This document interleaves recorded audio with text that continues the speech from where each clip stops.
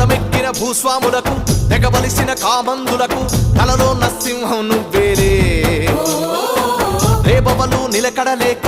రెక్కల్ని ముక్కలు చేసే నిరుపేదల ధైర్యం నువ్వయ్యా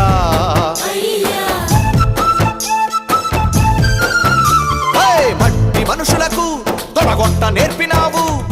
నోరు లేని మూగ జీవులకు నాలుకైతివా తండ్రి తెల్లవారి లేచి నిన్నే పొద్దు పడుపును చూసేమో